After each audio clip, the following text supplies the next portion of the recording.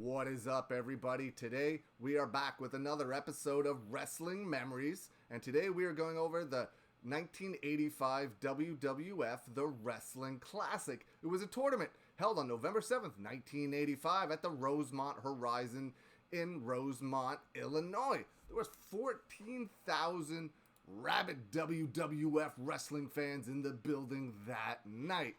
Now, this show was a tournament.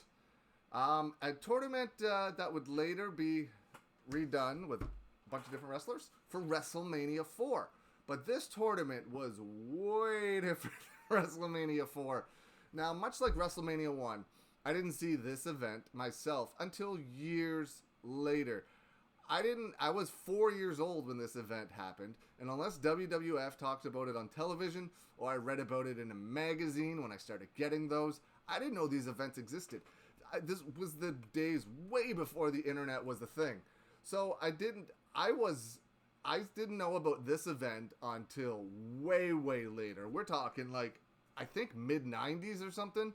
Before because the video store where I lived didn't have, this was never there, so I didn't know it existed. So this was a real treat for me when I found it, because I always thought in my head as a kid that the main event of WrestleMania 1 should have been Roddy Piper versus Hulk Hogan, and this is when they did it. So it was very cool. You can see the cases on the cover there, and that picture of Vince.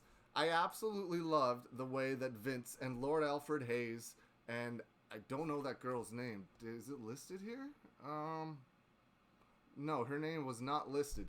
But I love how it looks like pictures cut out of a magazine stuck to a piece of Bristol board with like black electrical tape or a Sharpie that was drawn out there. Just like the Bear stuff in 1985. But it's just crazy because I don't know. I think it's really cool how to see that and to see how far they've come. It's just amazing. But yeah, so there was this pay-per-view, or this show had 15 matches on it. 15! When you do a tournament, of course, there's going to be a lot of matches, and they are very interesting, and the majority of them are very short. I had zero memories of this show going into it, except I knew what the main event was. And that's about it. So when I was watching it yesterday, we'll just go over the matches first.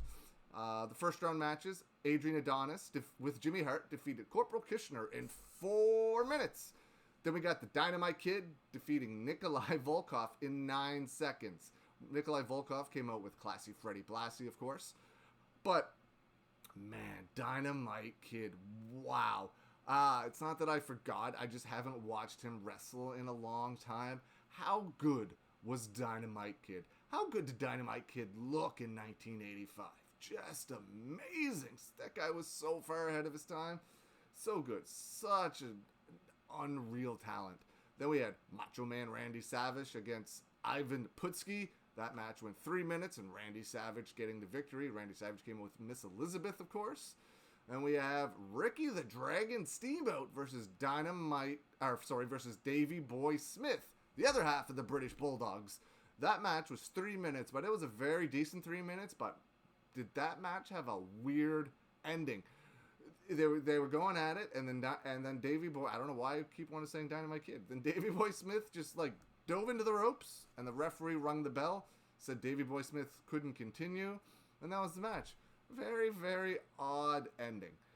And then the Junkyard Dog defeated the Iron Sheik 3 minutes as well with a headbutt. A single headbutt, folks, beat the Iron Sheik. Crazy. Moondog Spot defeated Terry Funk in 17 seconds. That wasn't even by count out. That match was very strange for Terry Funk to be in. Moondog Spot defeats him. Terry Funk was with Jimmy Hart. Yeah, these first round matches were very different, very strange, very quick. Go and watch it, and you'll see what I mean. Just very strange. All of these are available on the WWE Network, of course, WWENetwork.com. And we have Tito Santana versus the Magnificent Morocco with Mr. Fuji. Tito Santana defeated Don Morocco in 4 minutes. And another first round matchup. This match went 7 minutes. Paul Orndorff defeated Bob Orton by disqualification. How good was Cowboy Bob Orton? How long did Cowboy Bob Orton wear that cast for? My memories of a cast would be like Owen Hart in 94, 95-ish. I think it was around then, maybe 96, somewhere in that mid-90s where he wore that cast forever. The next match, quarterfinal matchup, we got the Dynamite Kid defeating Adrian Adonis in 6 minutes. Then we have Randy Savage with Miss Elizabeth defeating Ricky the Dragon Steamboat in 4 minutes, a match before WrestleMania 3. We have Junkyard Dog defeating Moondog Spot in 45 seconds. So the first match with Terry Funk was 17. This match with JYD was 45. He's had 2 matches in less than a minute. Whatever he made for a PO that day, he did very well. Tito Santana and Paul Orndorff went to a double countout. They went 8 minutes. And then we have Hulk Hogan defeating Roddy Piper in a singles match for the WWF World Heavyweight Championship by disqualification. That match went 7 minutes. I remember when Piper came out on WCW at the end of Halloween Havoc, whatever year that was, and talked about how Hogan never beat him. I didn't, like, at least on television, I don't know about, like, house shows or whatever back then, but I didn't know that to be true. WCW could have just been, like, saying that to hype stuff up, but it does appear to be true that Hogan never beat, or Piper never pinned Roddy Piper. Was there a WWE show, like on a Coliseum home video, that I haven't seen where Hogan beat Piper? Let me know in the comments below. And then we have a semifinal matchup. Macho Man Randy Savage defeating the Dynamite Kid in 5 minutes. He came up with Miss Elizabeth, of course, Randy Savage. And then in the finals, the Junkyard Dog. Everybody assumed, I'm going to guess at this point back then, that Randy Savage was going to go over in this tournament at the end. Especially, I know I did when I saw this for the first time because I had seen WrestleMania 4 already. And so I was like, oh, Savage must have won this tournament first. No, Junkyard Dog, who was so popular back then, defeated Macho Man Randy Savage with Miss Elizabeth by countout to win the finals. In the finals of the Wrestling Classic. It's weird that the finals would have been won via countout, but, you know, this tournament was very different. Not like your regular tournaments. So, let's go over my memories here. Like, when I was watching it back yesterday, I just wrote down a couple thoughts. I don't have any actual memories of watching this for the first time, because I probably only saw it once or twice before doing this video. Because I didn't know about it. My video stores never had it as a kid. So I don't even remember the first time watching it. It had to be mid-90s when I discovered this event existed. So yesterday, sat down, watched it, really enjoyed it. Thought the tournament was very odd. But I noticed there was no mats around the ring. And the ring had no turnbuckle pads. The ring was, the corners used to have those big puffy pillows, the WWF logo on them. But on this particular show, this particular match, there were no turnbuckle pads. It was just tape and steel.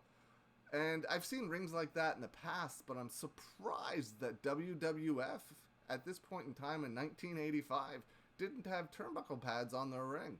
I'm sure all their other shows had turnbuckle pads. So did somebody forget one of them? And they're like, damn, we can't have 11 turnbuckle pads. So they were like, just screw it. Leave them all off. That had to suck for the boys. So, yeah, that was the first thing I really noticed. I also noticed that Adrian Adonis, and I know he had a different gimmick before the one that I remember, but he came out in a leather jacket and stuff. The Adrian Adonis I remember is the one that had, like, the LGN figure that had the pink tights and stuff on. So I was pleasantly surprised to see Adrian Adonis in different gear. I love that Terry Funk calls his ranch the Double Cross Ranch. It's fantastic. True story here. My buddy has a ranch out west, out in Calgary, and he officially registered as the Heel Turn Ranch. So that's pretty awesome. Take off of Terry Funk's Double Cross Ranch. The Funk and Moondog match was very odd. Terry Funk cut a hell of a promo before this match, and then they went 17 seconds to a count out. Didn't really do anything. Very strange. If you want a different first round tournament viewing, watch this show. The referee, there was 2 referees. One of them was Dave Hebner, I believe, or Earl Hebner, whichever one was doing the reffing back then. I believe Dave did it first. Could be wrong on that. Let me know. But the referee was in baby blue pants and a white dress shirt. It was very strange. But the other ref, Dave Hebner, was in black pants and the baby blue with the bow tie. So why didn't both refs look the same? Who was this other ref? Why was he in baby blues and a white dress shirt? Yeah, JYD beating the Iron Sheik was a single headbutt. And Terry Funk, in his promo that I just mentioned, kept mentioning that he wanted to fight Roddy Piper for the WWF title. I guess he was predicting that Piper was going to beat Hogan, but he didn't really say it. He was just like, I'm going to fight Hogan for the title after I win this $50,000 in this tournament, blah, blah, blah. So that would have been heel on heel. You think they would have been trying to set up Hogan versus Funk for back then, but I don't know. Like I said, I didn't know. I was 4 years old when this show happened. Don't hold it against me. And Bobby Heenan cut a promo on the show. How brilliant was Bobby the Brain Heenan? His promo stole everything. He was so good, so ahead of his time, so talented. The best manager of all time, easily, right? Is there an argument for anyone that was better than Bobby the Brain Heenan? Yeah, and how long did Cowboy Bob Orton, wear that cast for? And do you think he wore it when the shows weren't happening? Like outside of the arenas, when he was in the restaurants, at the hotels? Remember, this was the 80s. Do you think he wore that cast all of the time? I'm going to guess he probably did. Because kayfabe was alive and well in 1985. If anybody would have seen Orton without that cast, it would have been a big deal. So he probably wore that all of the time. Or at least when you could see his arm. Maybe when he had a jacket on or whatever, he didn't wear it.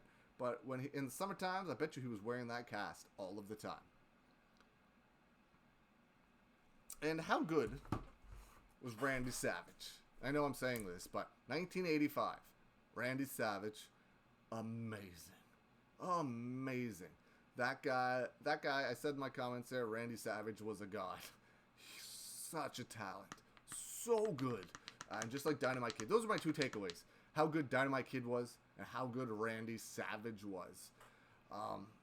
Just amazing. Way before their time athletes. If they were around in today's day and age, they would be making millions upon millions. They probably did very well back then, but the money those 2 guys could be making now, it would be unreal. So those are my memories of the Wrestling Classic. I had 0 coming into this. Rewatched the event. Very strange, very interesting. Had a very good time watching the event that you can see on the WWE Network at WWENetwork.com, or in Canada, call our Rogers. It's on Rogers, right, in Canada? Sportsnet. It's on some. You got to get through your cable company. I think you can get it through all of them now, actually. So call your cable company. Subscribe in Canada. If you're in the United States or other parts of the world, WWENetwork.com. Really enjoyed watching this. My next video will be, I think, WrestleMania 2, taking place from 3 separate locations. Thanks for taking the time out to watch this video, guys. I'll see you again soon.